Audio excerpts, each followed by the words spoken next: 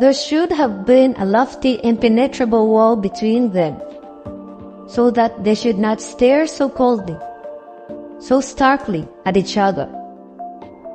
Just staring, not saying a word, not even a cruel word.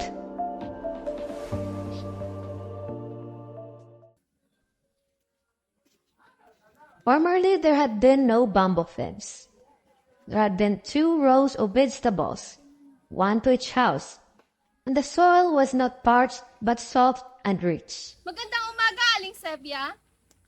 Magandang umaga din sa iyo, Aling Giang. Ang tataba na pala ng mga pechay natin, ah. Oo nga eh. Baka sa susunod na araw pwede na itong ulamin. Ay, siya nga pala. Iniluto ko yung binigay mong munggo. Sandali lang, ha?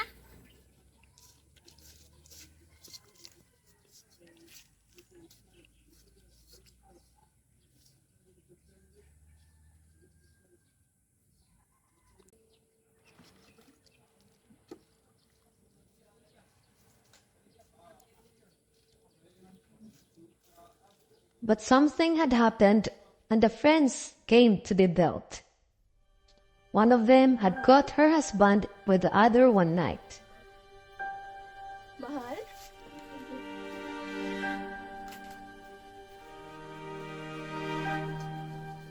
Mahal?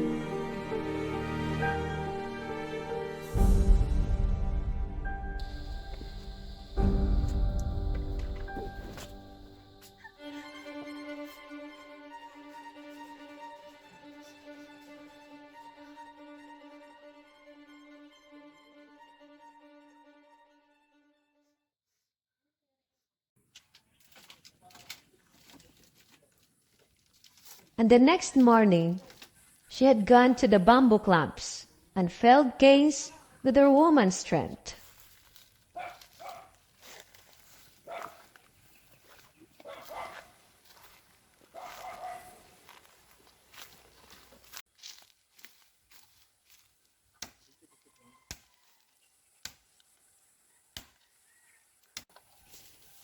And one by one that hot afternoon, she shouldered the canes through home.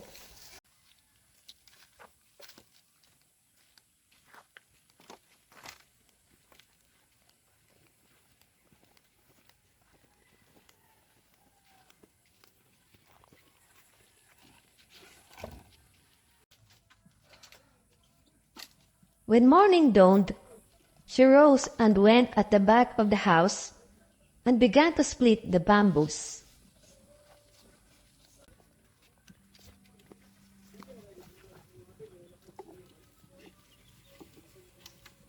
Aling Biang was driving 2 bamboo splits into the narrow ribbon of yard.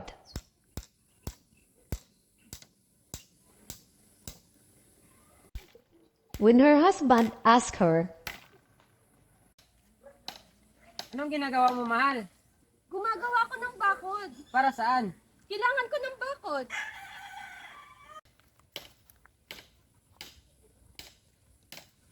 Anong ginagawa mo, Aling Giang? Gumagawa ko ng bakod. Para saan? Kailangan ko ng bakod. At kung maaari, huwag mo na akong kausaping muli. and with that, Aling Sibia had felt hurt. Out of spite, she too had gone to the bamboo clumps to fell canes.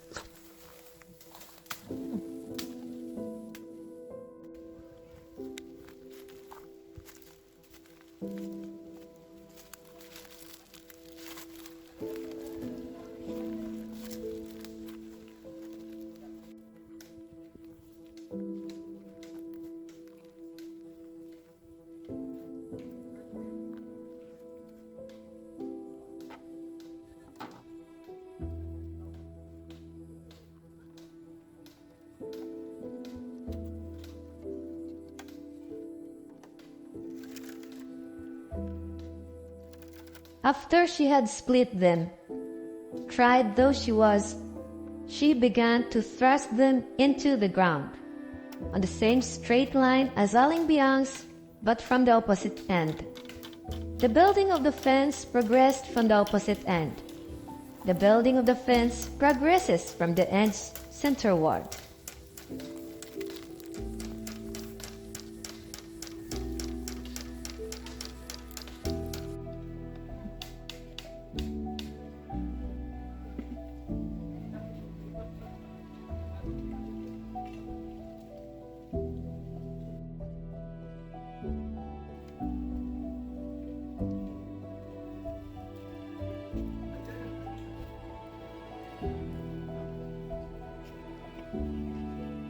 Aling Biang drove in the last split.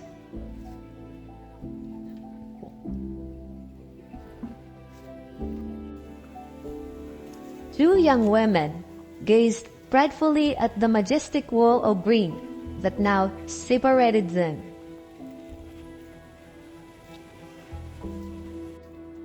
Not long after the completion of the fence, Aling Biang's husband disappeared and never came back.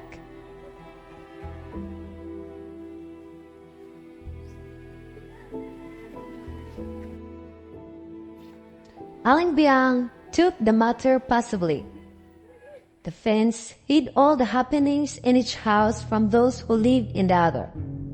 So the months passed, and each woman lived as though the other were non-existent. But early one night, from beyond the fence, Aling Biang heard cries from Aling Sylvia. Aray! Nanganganak na yata ako! Tulong! Tulong! Aray! Unwilling to pay any heed to them, she extinguished the light and laid herself down.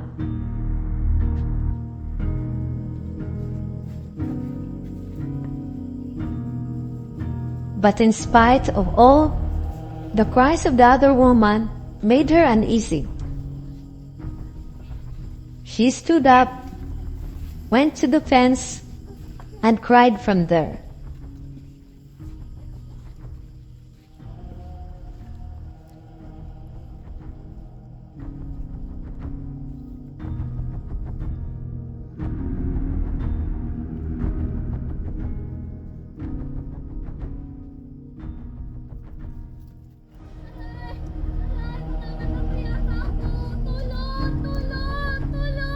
Ano nangyayari sa'yo, Aling Sylvia? Ay, Aling Biang, pumunta ka ng lungsod at ikuha mo ako ng manghihilot. Bakit kailangan mo ng manghihilot, Aling Sylvia? Anak na ako, Aling Biang. At ako lang mag-isa. Sige na, kumuha ka ng manghihilot. Sandali lang, Aling Sylvia. Kukuha ko ng manghihilot. Hintayin mo ako, ha? She descended the bamboo steps. They creaked in the night.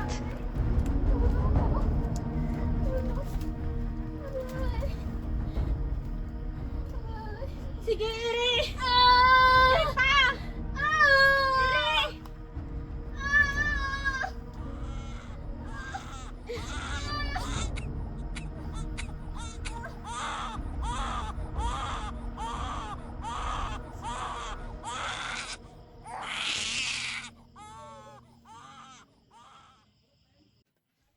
The child of Aling Biang grew up into a sickly boy, with hollow dark eyes and shaggy hair.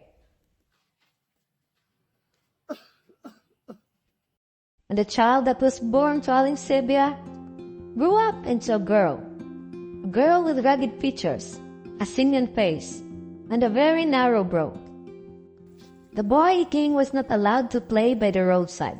Sometimes he would loiter along the narrow strip of yard beside the fence, and peep surreptitiously through the slits, and he could catch glimpses of a girl. When his mother caught him peeping, she would scold him. Eh, King! Di ba sinabi ko sa'yo bawal umihi dyan sa bakod? Pasok!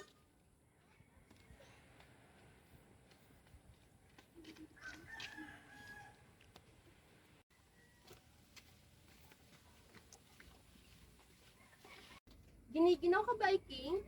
Narito ang kumot, oh. At night, as he lay on the bamboo floor, notes of a guitar would reach his ears. Who played the only music he had ever heard in his life? And why did the player never finish his music?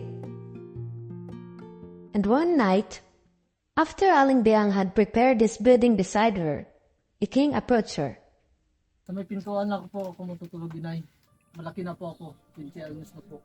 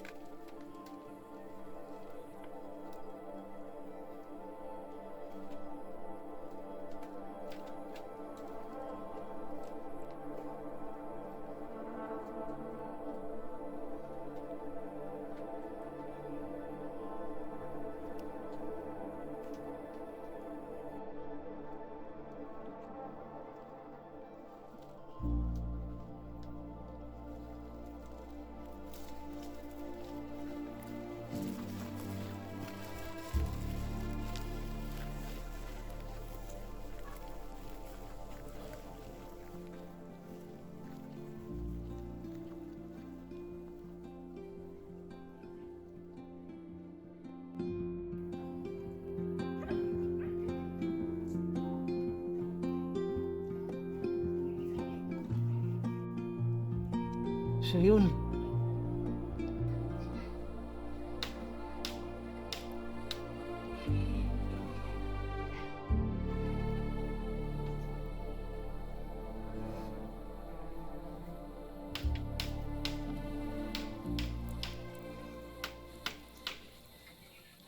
Bakit mo yung ginagawa, inay? Bakit? Bakit po? Kailangan ko tong pagtibayin. Bakit po? Bakit? Kailangan ko to. Kailangan ng nanay mo. Kailangan mo din.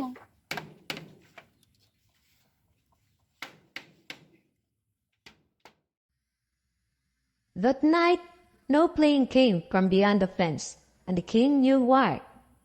18-year-old bony king, lying ghastly pale on the mat all the time, waiting for the music from the other side. Tonight was Christmas Eve, the king's Christmas Eve. Ang Panginoon isisila ngayong gabi. Ang Panginoon ay sisila ngayong gabi. Magdasal tayo, King. Mabuti pang humiga ka na lang ulit, King. Magdadasal na lang ako mag-isa. But the king did not lie down. He moved slowly to the door and descended into the backyard. His mother would pray.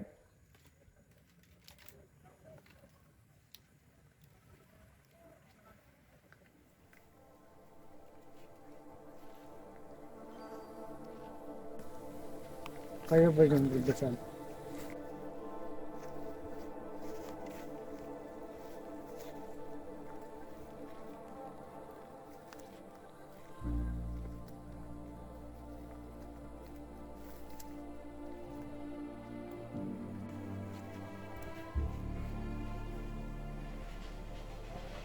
Tumugtog ka para sa akin ngayong gabi.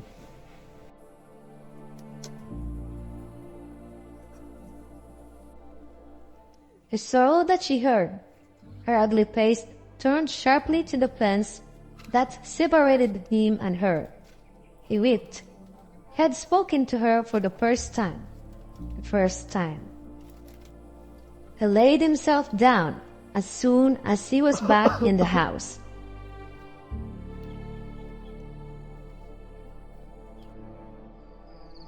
The cicadas had stopped singing. The moon was far above its zenith now. The moon now lay signed on the table. Beside, he realized now that the fence between their houses extended into the heart of this girl. Isinilang na ang Panginoon. Siya ay isinilang na. His ears stayed ready for her music because the fence did not run through his soul. The moon descended. At 2 a.m., the king's eyes were closed, and his hands were cold. Iking? Iking? Anak? Iking? Anak? Iking? Iking! Anak! Iking! Iking! 2 to 3 a.m., only a few minutes after, and from beyond the fence came the notes of a guitar.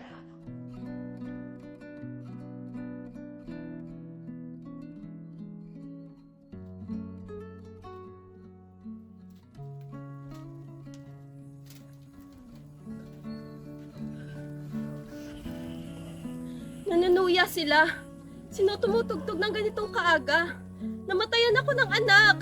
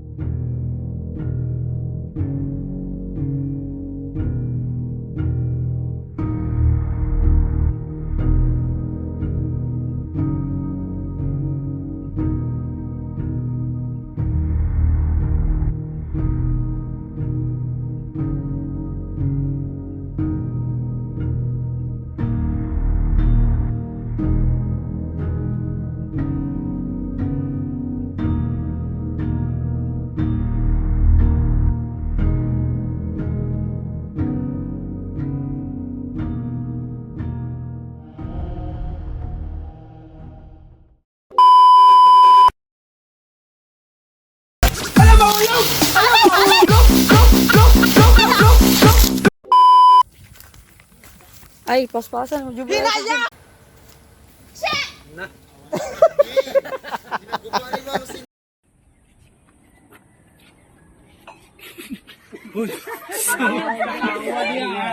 Sama Alexi! Ay, hawa na pa. Matras ko, matras. Galing oh. Bakit mo yan ginagawa? Ay, bakit ginagawa mo yan nila? Kailangan Bakit? to tong pag... Ay. Kailangan to ng nanay mo. Kailangan mo din. Asa po ito? Bakit mo yan ginagawa na? Kailangan Bakit? ko... Kailangan mo din. Guys! Piskot. Jo ba yun? Nagsagi to, guys. Nag-video na yun. Tanggal nila kanaw. Ay, practice pa man. Okay, tanaw to tre. Hinay. Paypay dito. Sige. Magliho ka mo ano or among ano lang. Sige. Among ulo lang. Ano lang, lihok lang. Sige, testing daw. Okay, good. Pangito mag-isim.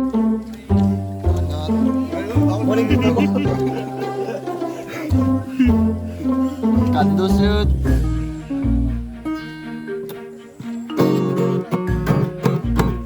Manay gourmet in I am a column.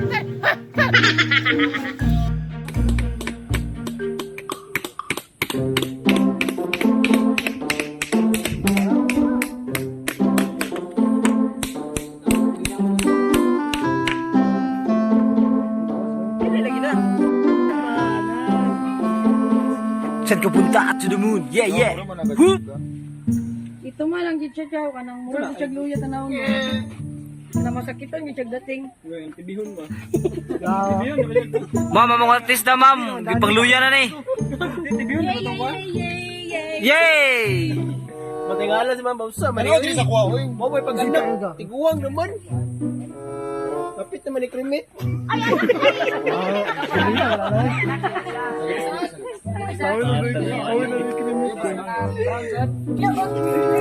Sabi mo yan. GTV na ito. Palitin antina.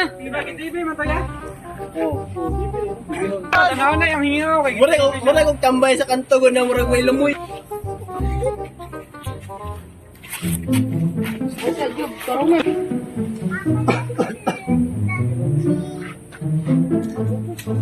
Ay, ate, mang kagawin.